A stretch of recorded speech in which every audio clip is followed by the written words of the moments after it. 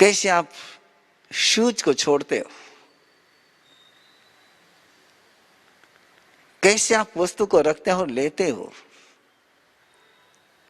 कैसे 5 समिति, एरिया समिति, भाषा समिति, ऐशना समिति, अयान भंड मत निख्याना समिति, उच्चार पांचवन, जल खेल सिंघान परिष्ठापन समिति।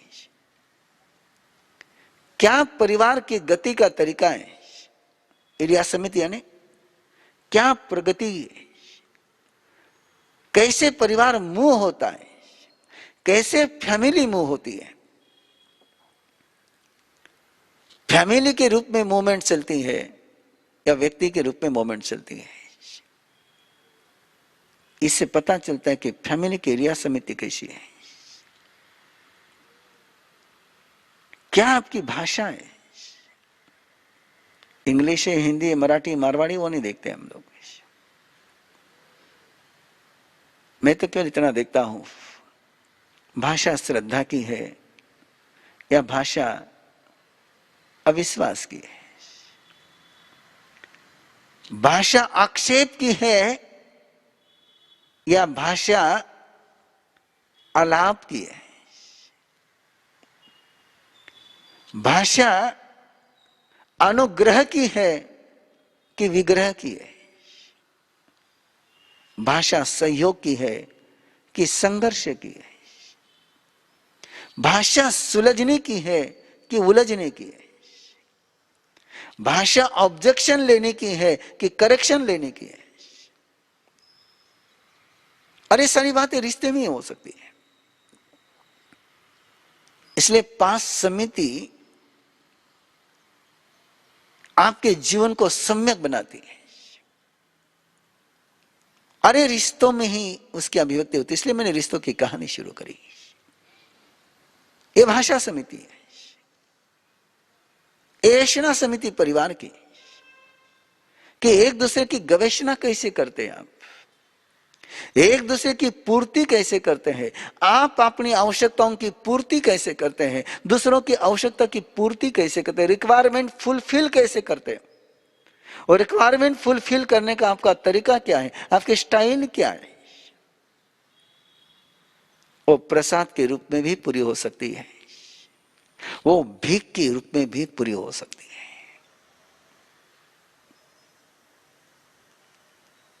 वो आवश्यकता पूर्ति के रूप में भी हो सकती है और एक वरदान के रूप में भी पूरी हो सकती है। आप छीन भी सकते हैं, छीन करके भी, झपट करके भी आप अपनी आवश्यकता पूरी कर सकते हैं। और आप मधुमक्खी बनकर के भी अपनी आवश्यकता पूरी कर सकते हैं। वो वहां पता चलता है।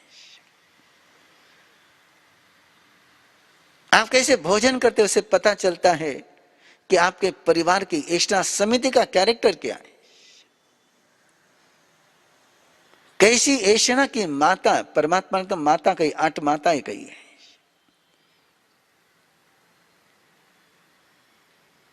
एक माता है चलने की, एक माता है बोलने की, एक माता है खाने की, एक माता है रखने की, एक माता है छोड़ने की। कैसे लेते हैं आप, कैसे देते हैं आप। ऐशना समिति कैसे ग्रहण करते हैं आप, कैसे फीडिंग करते हैं आप, कैसे पोषण करते हैं आप। पोषण का तरीका है कि शोषण का तरीका है। ओवरफ्लो हो रहा है या सच में केवल पोषण हो रहा है। अमृत का पोषण हो रहा है कि पदार्थ का पोषण हो रहा है। ये तभी पता चलता है जब फैमिली में आकर के बैठते हैं। कैसी वस्तु को आप लेते हैं और कैसे वस्तु को आप रखते हैं। How to take and how to put. कैसे लेते हैं और कैसे रखते हैं। टॉवेल को आप कैसे रखते हैं, शूज को आप कैसे रखते हैं, कपड़ों को आप कैसे रखते हैं। उससे पता चलता है कि आपका व्यवहार का तरीका क्या है। कैसे फ्री होते हैं आप। 5वीं समिति, कैसे आप अनावश्यक से मुक्त होते हैं, कैसे व्यर्थ जो वेस्टेज है, यूजलेस है, उसको आप कैरी करते हैं, उससे आप और वेस्टेज का भंडार बढ़ाते हो, डिस्टर्ब करते हो, या वेस्टेज, जीरो वेस्टेज में जीते हो। ये फैमिली में लेकर पता चलता है। आपके फैमिली में मेरे रिश्ता जीता है कि व्यक्ति जीता है? आपके फैमिली में रिश्तेदार रहते हैं कि आदमी रहते हैं? शायद मेरा सवाल समझ में आना मुश्किल जा रहा होगा। यह हम जब परिवार में आकर के रहते तब पता चलता है। और सिंपल कसौटी है, जरा चेक कर लेना, आपके घर में आपके रिश्तेदार रहते हैं कि केवल पर्सन रहते हैं, रिलेटिव्स रहते हैं कि पर्सन रहते हैं? जरा चेक करिए ना। और उसको चेक करने का छोटा सा एक तरीका है, बहुत छोटा थर्मामीटर है। आप अपने घर के सदस्यों को नाम से पुकारते हो कि रिश्ते से पुकारते हो? घर वाले एक दूसरे को रिश्ते से पुकारते हैं या नाम से पुकारते हैं? और मैंने तो बहुत बार देखा है, रिश्ते बहुत कम सुन पाता हूं घरों में। अब आप तो पति पत्नी भी एक दूसरे को नाम से बुलाते हैं। और मैं तो कई बार मजाक करता हूं, श्रीमान जी ने कमला को बुलाया और मुझे पता ही नहीं चला कि नौकरानी को बुलाया कि अपने सहचारिणी को बुलाया। बहुरानी को बुलाया कि नौकरानी को बुलाया। बेटी को पुकारा कि घर में काम करने वाले को पुकारा। कि नाम में तो कोई रिश्ते का पहचान नहीं होती है, उसमें कोई रिस्पेक्ट भी नहीं है, कोई रिश्ते का एहसास भी नहीं है। अरे जुबान से फिसले हुए रिश्ते जिंदगी से कब फिसल गए पता ही नहीं चला। और जिस पल जिंदगी से रिश्ते फिसल गए, धर्म कहां से हो पाएगा? चार गति में केवल मनुष्य गति में धर्म और मोक्ष की संभावना जो बताई, उसका एक गहरा कारण है कि रिश्तों का वैभव, रिश्ते का ऐश्वर्य, रिश्तों की दुनिया यदि किसी गति में पनपती है तो केवल एक गति है, वो मनुष्य गति है। नरक गति में कोई रिश्ता नहीं है, देव गति में कोई रिश्ता नहीं है, तिर्यंचों के बीच भी कोई रिश्ता नहीं है। वहां केवल एक साथ में जीने का कम्यून, रिश्ते की दुनिया कहीं है तो मनुष्य के पास है। कर्म की सत्ता तीनों गति में, मनुष्य गति में भी है। कर्म सब तरफ है, राग द्वेष सब तरफ है। नरक में भी राग द्वेष है, देव गति में भी राग द्वेष है, तिरंच गति में भी राग द्वेष है, कषाय वहां पर भी है, मनुष्य गति में भी है। लेकिन अलगाव केवल एक बात पर है कि जहां तीन गतियों में केवल कर्म की सत्ता है, जहां केवल राग द्वेष का खेल है, कषाय की आग है, वहां मनुष्य गति में एक और भी संभावना है, वो धर्म की, वो रिश्ते की। और रिश्ते के माध्यम से अपने अंदर के राग को एक श्रद्धा का रूप दिया जाता है, अपने अंदर के मोह को एक समर्पण का रूप दिया जाता है, अपने अंदर की माया को एक रक्षा का, सुरक्षा का स्वरूप दिया जा सकता है, अपने अंदर के परिग्रह की वासना को, लोभ को कोई अनुग्रह का रूप दिया जा सकता है। ये जो रूपांतर है, जो ट्रांसफॉर्मेशन है, ये केवल एक परिवार में ही संभव हो सकता है जहां रिश्ता होता है। और परिवार कहते किसको है? जब व्यक्ति साथ में रहते उसको परिवार नहीं कहते हैं।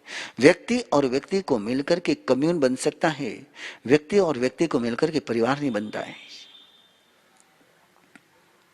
व्यक्ति व्यक्ति से परिवार नहीं बनता है। दो रिश्ते जहां साथ में जिए जाते हैं,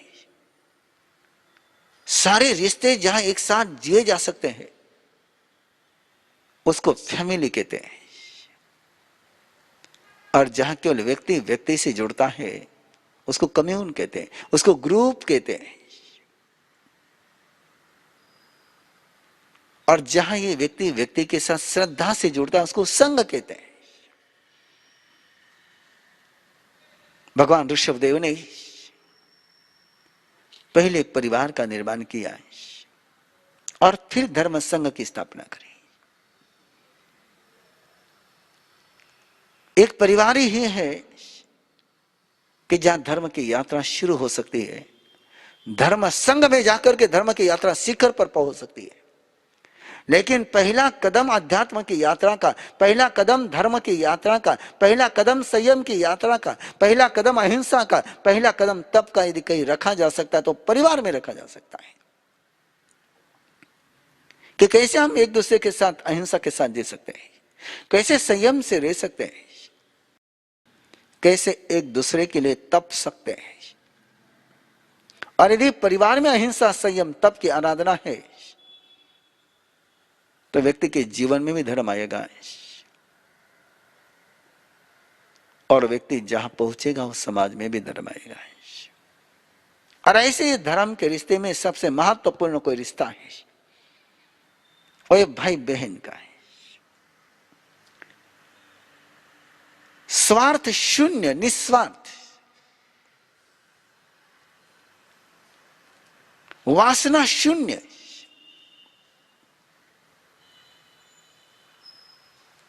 जिस रिश्ते में कहीं पर भी दूर दूर तक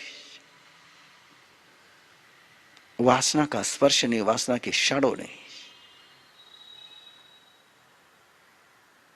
वो रिश्ता है भाई बहन का है, जो तन के आधार पर नहीं बनता है, जो आवश्यकता के आधार पर नहीं बनता है, जिसका जन्म केवल एक भाव भूमिका पर होता है। बाकी सारे रिश्तों में कई भव और भाव दोनों रह सकते हैं। बाकी रिश्तों में भव की भी यात्रा हो सकती है, भाव की भी यात्रा हो सकती है। यदि मां बाप के रिश्ते में भाव की यात्रा हो जाए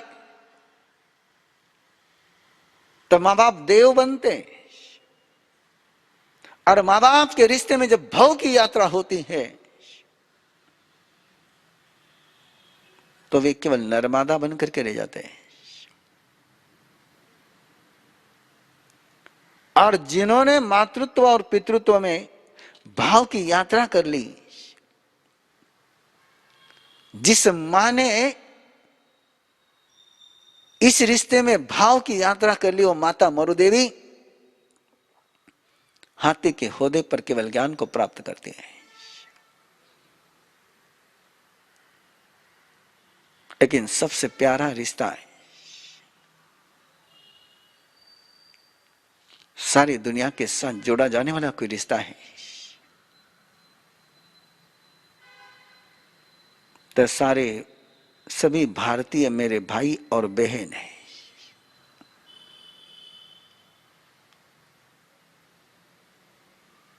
जिन शासन की भाषा में बोलना हो तो कह सकता हूं, विश्व के सारे प्राणी मेरे भाई और बहन हैं। ये भाईचारा का रिश्ता है, ये भाई बहन का रिश्ता है।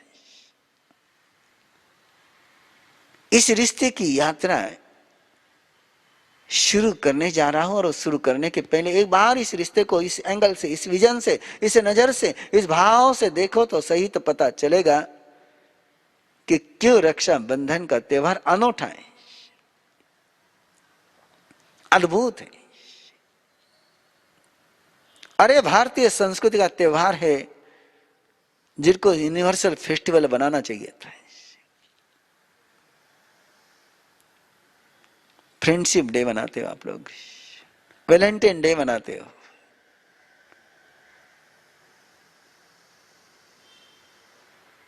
लेकिन भारतीय संस्कृति ने एक रिश्ता दिया है, एक त्योहार दिया है, भाई बनाने का, बहन बनाने का है।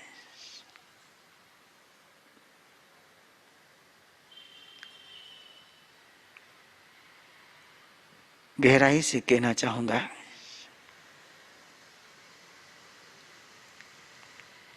मैत्री के आगे भी कोई रिश्ता पहुंचता है तो भाई बहन का रिश्ता पहुंचता है। और इसलिए तो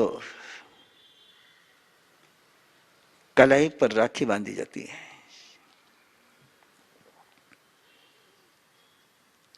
एक रक्षा का संबंध निर्माण होता है। कल्पना करो, बाहुबली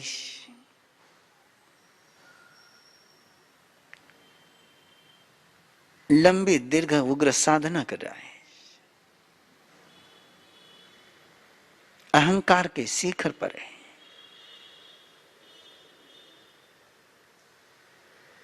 बाकी सब कर पाया है,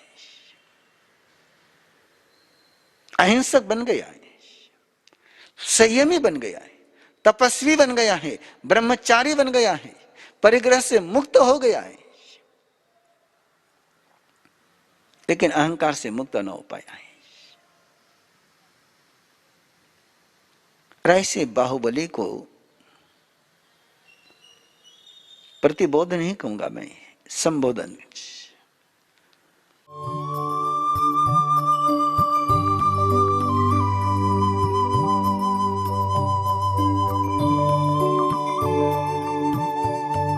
इस कार्यक्रम के पुण्यार्जक हैं श्री दीपचंद जी, श्री सुनील जी, श्री सुजीत जी, श्री सूरज जी पारक, पूना दाल एंड बेसन मिल्स, पुणे।